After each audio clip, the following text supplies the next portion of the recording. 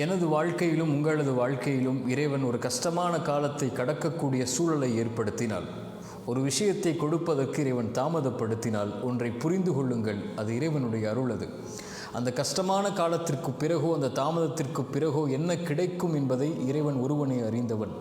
நம்மை பொறுத்தவரை காத்திருப்பு மட்டும்தான் நம்மால் முடியும். இறைவன் நோயை கொடுத்தால் தான் சுகத்தை கொடுக்க முடியும். இறைவன் கஷ்டத்தை கொடுத்தால் தான் இன்பத்தை உணர முடியும். வழியை கொடுத்தால் தான் அந்த வழி மறைந்ததற்கு பிறகு வரக்கூடிய மகிழ்வை அனுபவிக்க முடியும். உலகத்தில் இருள் வந்தால் எப்படி வெளிச்சம் வருமோ அதுபோன்று சிரமங்களும் கஷ்டங்களும் வந்தால்தான் அதற்கு பிறகு வரக்கூடிய நிலைமை இன்பமாக மகிழ்ச்சியாக மாறும். காரியங்கள் அனைத்தையும் அவன்தான் நிர்வகிக்கிறான். எல்லா பொருளின் மீதும் அவன்தான் ஆற்றல் உள்ளவனாக இருக்கிறான். அவனை சார்ந்திருந்து அவன் கொடுக்கக்கூடிய விஷயத்தை கஷ்டத்திற்கு பிறகு காத்திருந்து பெற்றுக்கொண்டால் அதைவிட உலகத்தில் பெறக்கூடிய வெகுமதி எதுவும் இருக்க முடியாது.